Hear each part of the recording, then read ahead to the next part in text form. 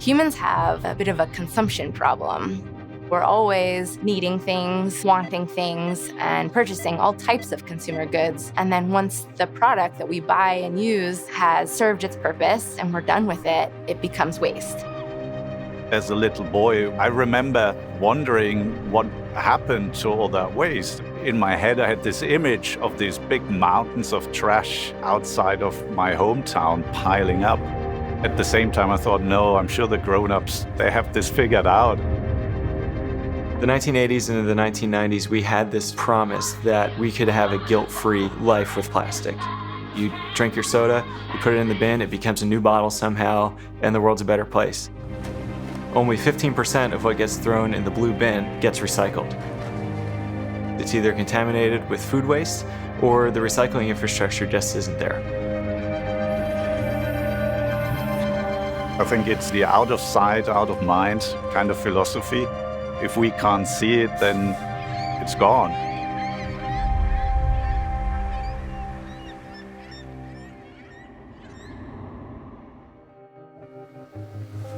Recycled means we take something out of a waste stream and create something out of it.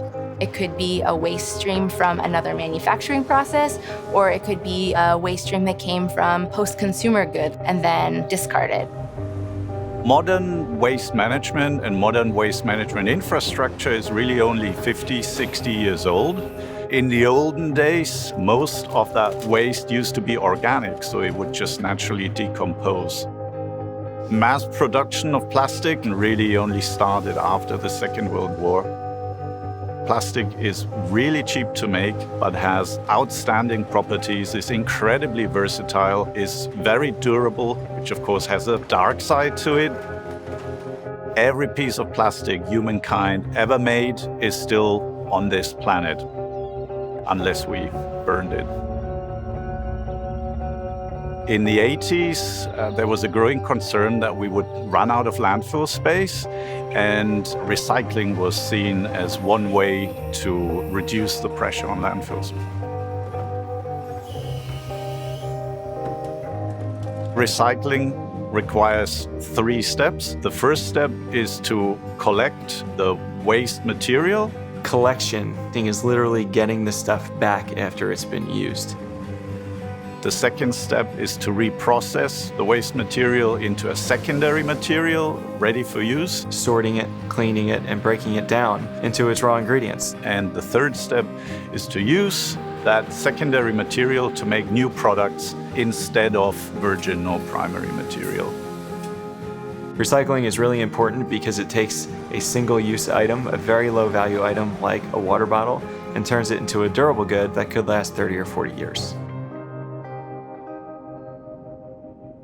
If you buy something that's recycled, you bypass using anything new, and you use waste.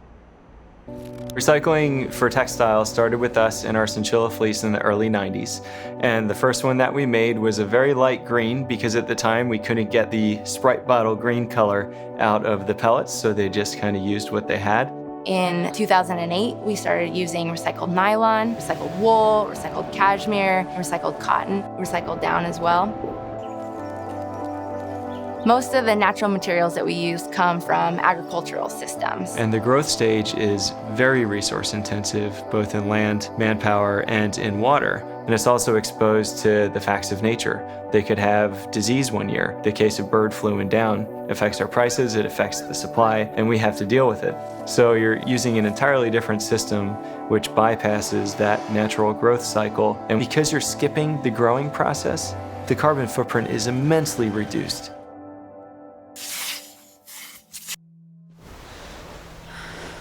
We have relied on synthetics really heavily because you can get really great wicking properties from synthetics. They can often stretch, they're often more durable. Most synthetics come from petroleum-based inputs, and by pulling them out, we're basically displacing the carbon, which ultimately is contributing to climate change. Nylon and polyester are derived from fossil fuels.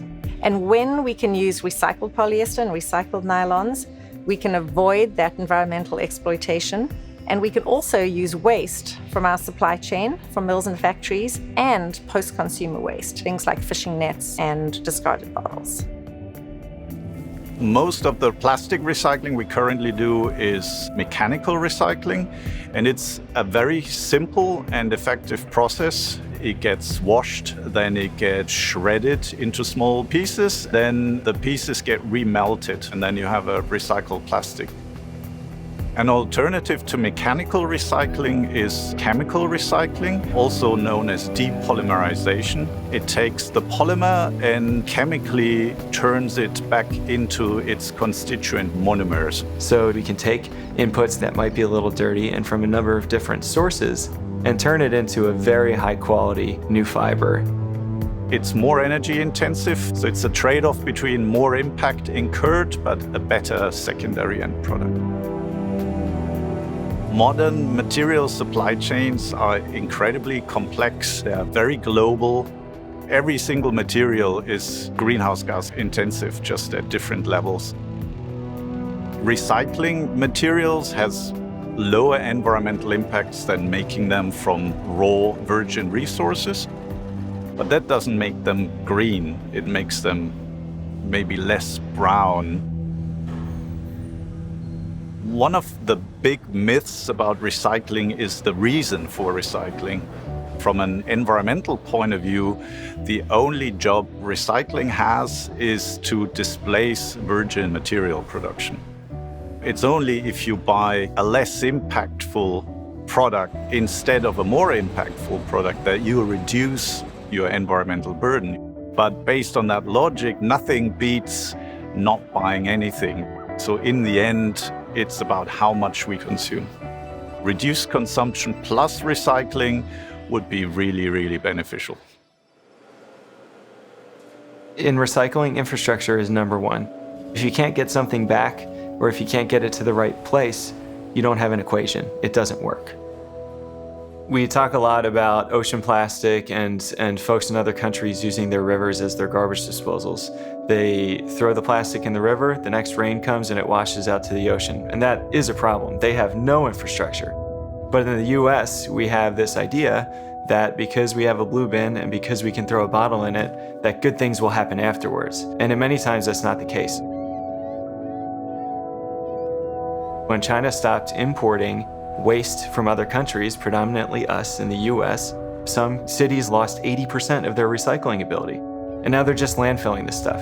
Or even worse, they're incinerating it. Much of the post-consumer polyester recycling in our supply chain with a certain set of suppliers was happening in China, and they had to shut their plant down. We didn't realize how broken our own infrastructure was. So that's what we need to focus on first. The best thing we can do as a brand to spur infrastructure development is pay for the waste by building high quality products, by building durable goods, by even working with the infrastructure providers. We are an incredibly collaborative organization, which sometimes feels contrary given the fact that we are competing in a marketplace, but we are very aware that we can't do this alone. We need to get as many companies along for the ride as possible using recycled inputs. It is really one of the keys to lessening the impact of making clothes, and we are only going to make a difference when we all do it together. There is zero ability to compromise on performance. So without the ability to flex there at all, we have had to work really hard with our partners within the supply chain in order to find fibers that can truly compete out in the marketplace. It helps everybody if we're using more recycled material. It helps everybody if we find a new chemistry solution that's so amazing and impactful. Why would I want to keep that to myself? I'd say that Nike does more volume in fabric in 1 month than we do an entire year. Why wouldn't I want them to pick this stuff up too?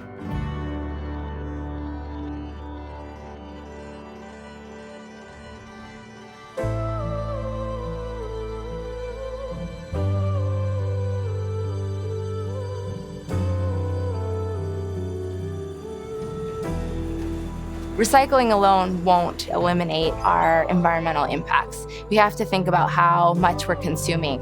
And I think at this point in history, we are consuming too much. Do green products sometimes increase consumption? Yes, absolutely they can. A more fuel-efficient car can make us drive more. Research has actually shown that the presence of a recycling bin makes people worry less about their consumption. Recycling can play a really important role in environmental sustainability, but only if it's combined with reduction in consumption. If we recycle in order to then feel free to consume more and more, which is what's currently happening, then we're fooling ourselves. Building apparel goods that last a really long time is an environmental strategy. By building something that lasts, you're automatically reducing its carbon footprint.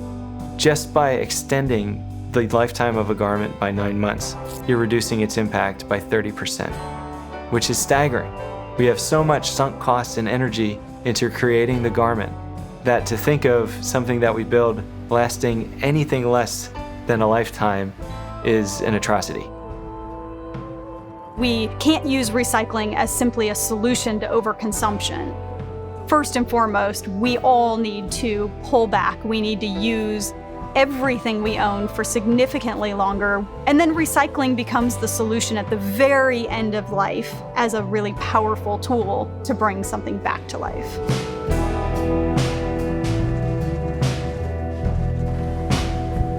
When you buy recycled instead of new materials, you're supporting infrastructure that values reuse over extraction.